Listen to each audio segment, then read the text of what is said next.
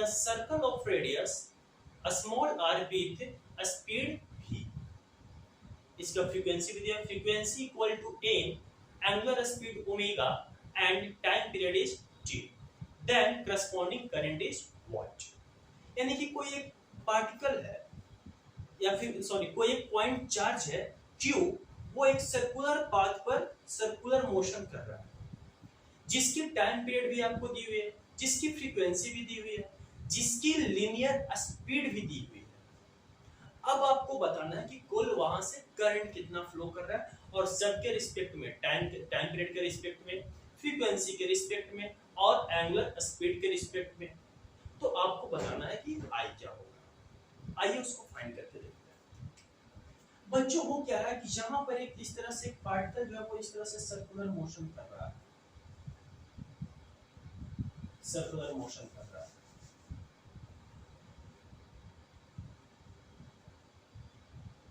इस तरह से एक सर्कल, और इस सर्कल पर सर्कुलर मोशन, और इस सर्कुलर पाथ पर मान लीजिए यहाँ पर एक चार्ज है जो कि कितना है Q है।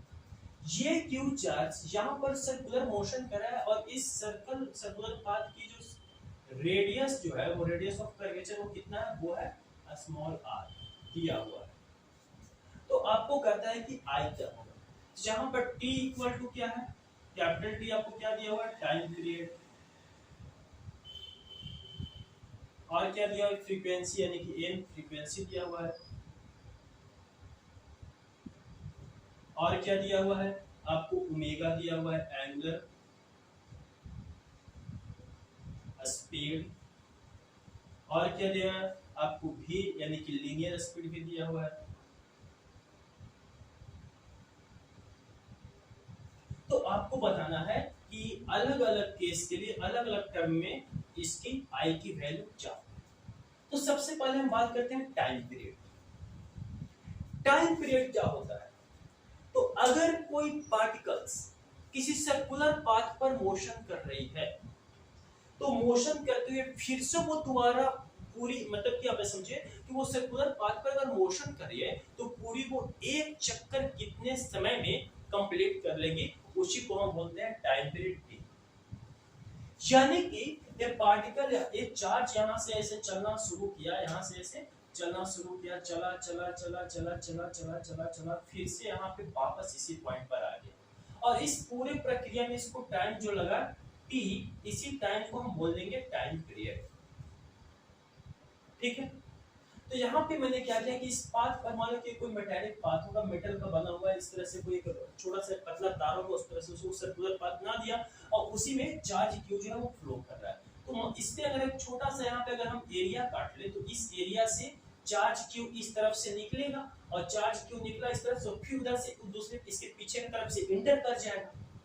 और एक पूरी प्रक्रिया में इसको टाइम कितना लगेगा, कैपिटल टी यानी कि टाइम पीरियड के बराबर। तो यहाँ से सिंपली अगर हम I इक्वल टू लिखें तो I इक्वल टू क्या होता है, Q अपॉन T, तो सिंपली हम Q अपॉन T, जहां पर कैपिटल T क्या है, टाइम पीरियड है। तो एक तो करंट का फार्मूला ये बन गया। दूसरी हम बात करते हैं टाइम पीरियड की कहानी का, तो अब हम बात करते हैं फ्रीक्वेंसी की, यहीं से हमारा सारा फार्मूला निकल जाएगा। फ्रीक्वेंसी, तो फ्रीक्वेंसी क्या होता है बच्चों, तो T इक्वल टू होता है 1 अपॉन n, जहां पर T क्या है, T है एक टाइम पीरियड और n क्या है, फ्रीक्वेंसी। तो अगर हम इस टाइम पीरियड के जगह t के जगह 1 अपॉन n रखें, तो क्या हम ऐसा लिख सकते हैं कि I equal to Q upon T के जगह हमें क्या लिखना है, 1 अपॉन n, और जब ये n ऊपर जाएगी तो फाइनली हो जाएगा Q इंटू n, और फाइनली हमें यहाँ से I इक्वल टू मिल जाएगा Q इंटू n। ये भी कहानी खत्म। ये फ्रीक्वेंसी के टर्म में हमारा कहानी खत्म, टाइम पीरियड के टर्म में खत्म।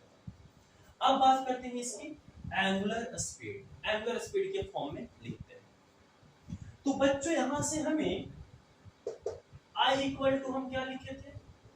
Q अपॉन T, जहां पर T क्या है, टाइम पीरियड है, Q क्या है, चार्ज है, I क्या है, करंट है। अब आपको सर्कुलर मोशन में आपने पढ़ा होगा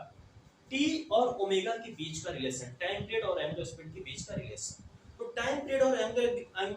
एंगुलर स्पीड के बीच का रिलेशन क्या होता है, तो आपने पढ़ा कि T equal to 2 pi upon omega.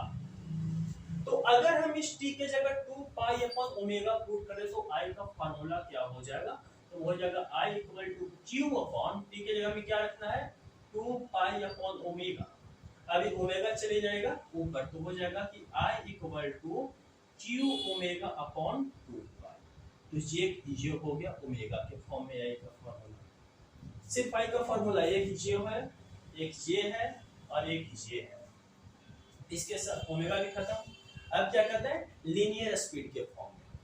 तो अब आइए ओमेगा और लीनियर स्पीड के बीच का रिलेशन यहाँ पे देख लेंगे। तो ओमेगा और लीनियर स्पीड के बीच का रिलेशन क्या होता है, तो ओमेगा इक्वल टू आपने पढ़ा होगा v अपॉन r होता है, जहां पर v क्या है तो v जो है वो लीनियर स्पीड है और r क्या है